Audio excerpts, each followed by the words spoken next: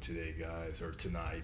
Um, Today, we are going to be talking about the recent success of young filmmakers in horror. And this whole year, 2026, been a crazy year, filled with action and adventure, sci-fi, thriller, mostly horror, like, we just got Project Hail Mary at the beginning of the year, kind of. Then Michael, the mega hit Michael, literally Michael, the highest grossing music biopic of all time, even higher than Bohemian Rhapsody. It is Michael Jackson, man. What can you say? I mean, just amazing film, man.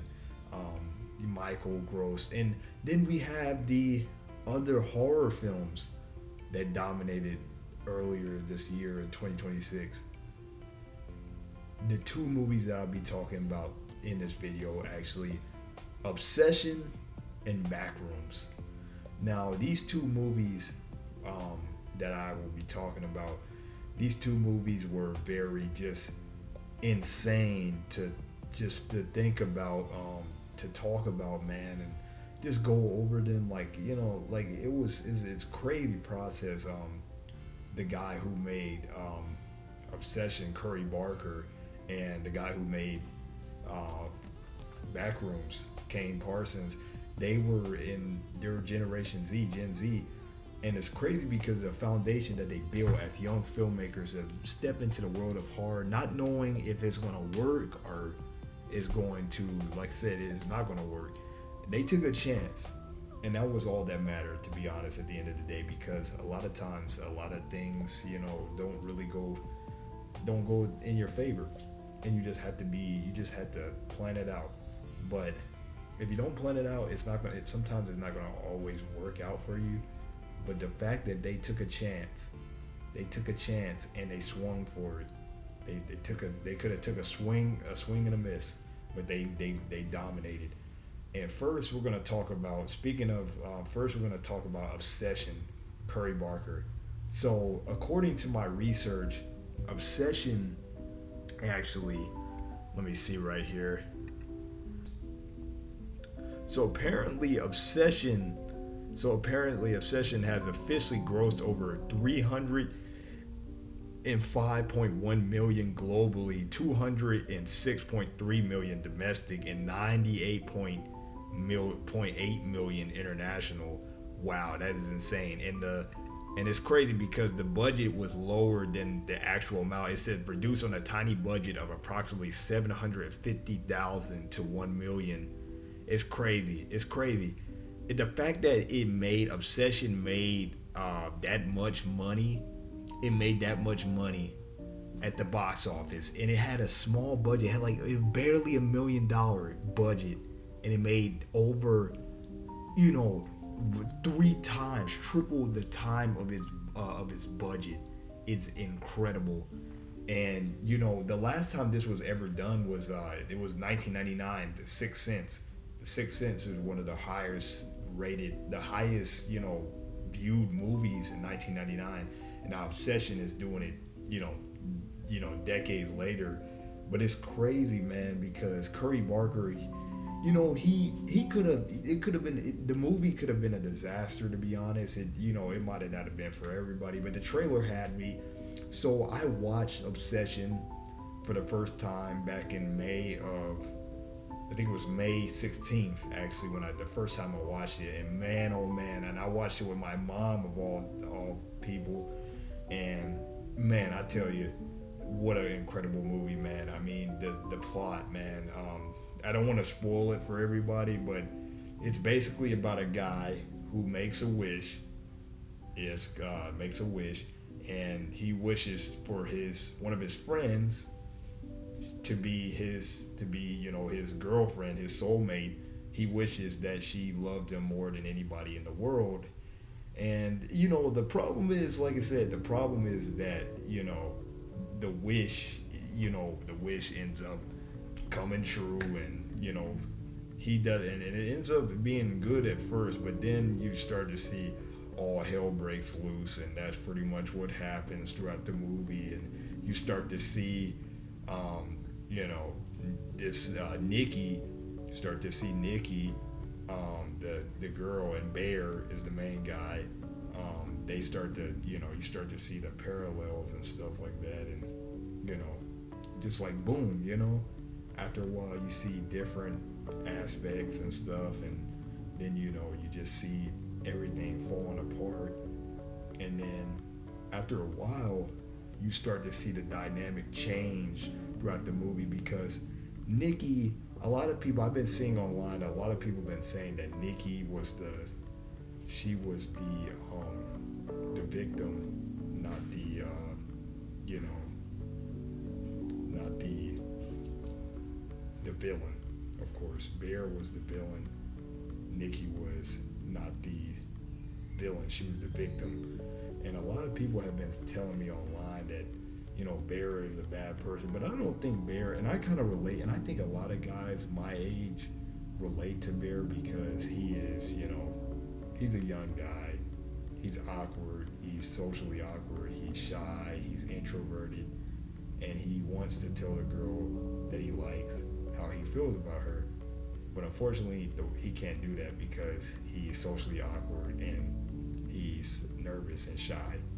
So when he does, and the one thing that pissed me off in the movie, and this is a huge spoiler for people that haven't seen Obsession, if not, do not watch this video, turn the video off, go watch it.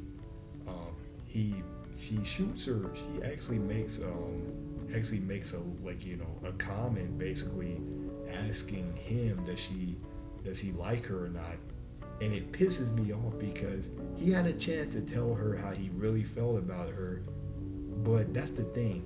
A lot of people were speculating if she really liked him or not, or, you know, if she liked her because in, you know, in the movie, there's another girl that likes him as well. Her name is Sarah. And then he's also got a best friend named Ian. They all work at the same place. They all work at a music store. So it's just a lot of different stories coming back and forth. I don't know who to believe. It's a lot of different stuff that Sarah said about Bear and Nikki said about Bear. And it's just, you know, Sarah, she has feelings for Bear, but Nikki, I don't know if she sees Bear as more like as like a little brother or friend, you know. But, you know, but he, instead of telling her how he really feels, he ends up telling her that he sees her as a friend, which, like I said, you know, which we all know was bullshit pretty much, because obviously, you know, if he saw her as a friend, you know, he wouldn't be entranced or like infatuated with her every time she walked in the room. So this is the thing. He, like I said, he goes and makes the wish, and all hell breaks loose later on, and she ends up becoming Freaky Nikki, quote unquote, throughout the movie. But man, it's just crazy how Curry Barker, and it's just such a tragic film. You know, it's actually really scary, man. It got some good jump scares, some very creepy, you know, creepy imagery and whatnot, and you know, the soundtrack is very good because it gives off that retro vibe of, you know, just like the retro vibe.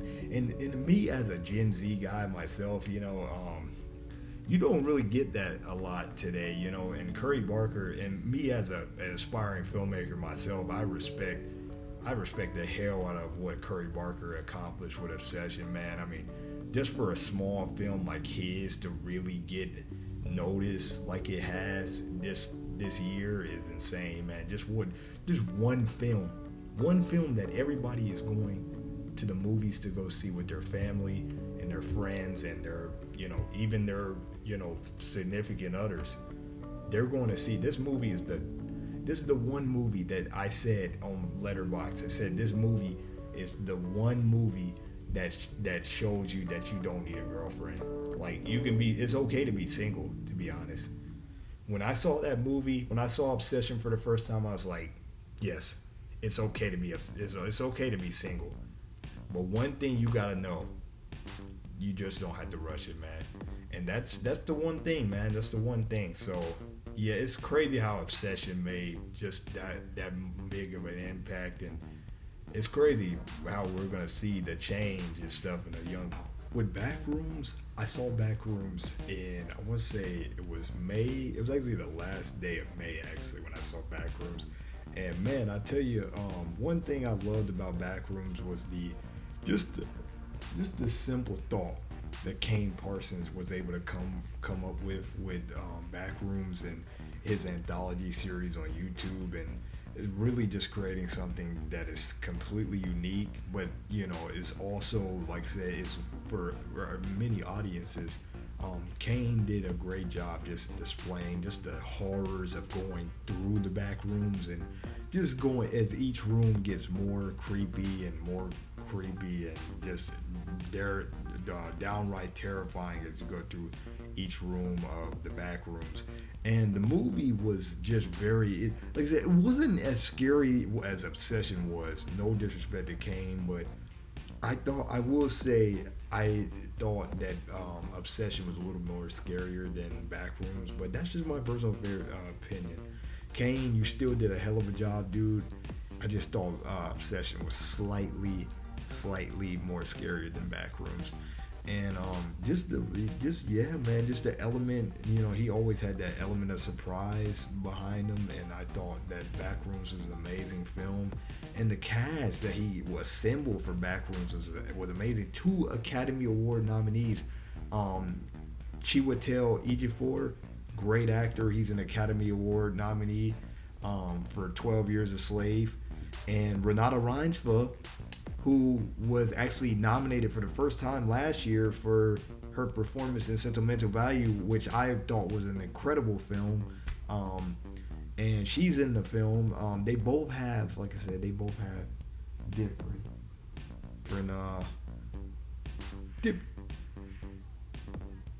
different, different roles in the movie, and it's just, it's just, incredible to see, man, just the talent, the raw talent that they bring to the film. Because I mean, like Kane, like Obsession, with Curry Barker getting his cast for Obsession, it was basically kind of like up and coming actors. Like, people didn't know who Mike Johnson was before Obsession. People didn't really know who Indy Navarrete was before Obsession, but they do know now. But where you got Kane Parsons, people actually relatively know who Chiwetel Ejiofor and Renata Reinsve are, because, of course, seeing them in, these Academy Award nominated films, 12 Years a Slave and Sentimental Value alike. But man, great film. In the production design, I gotta say that Backrooms, the two things I will say about Backrooms and Obsession, they are going to get nominated this year at the Oscars in some type of shape or form. They're going to get nominated. I'm calling it. Backrooms probably going to be best production design for sure. I have no idea. I mean, the production design for Backrooms is amazing. I mean, whoever designed the different sets and whatnot for the rooms, dude, they killed it, man.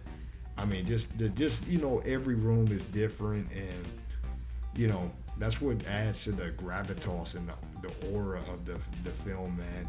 But yeah, dude, and Obsession, of course, Indy Navarrete. I was just saying this. I was thinking to myself, they're gonna campaign for her to be nominated at the Oscars. Now, there's a big part that she might not get nominated, but there's also a strong part that she will, but maybe not in lead, because the movie, she doesn't really have as much screen time as you think in the movie, because the movie is circled around Bear, so we don't really get to see Nikki like that. There's parts of of Obsession where we don't get to see Nikki. We just see from Bear's point of view. So I think she might go supporting. She probably won't go lead because it wouldn't really make sense. But, there have been, times where a supporting performance ended up getting bumped up to lead. So you never know, like Anthony Hopkins in Silence of the Lambs in 1991. So you never know, man. You never know. But, just different great performances, I mean, throughout the entire year. But just these two big hard juggernauts are taking over Gen Z and Gen Z culture and just getting people getting asses back in seats in movie theaters, man. And yeah, man, tell me in the comment section below. Tell me which film was your favorite, Backrooms or Obsession. Let me know.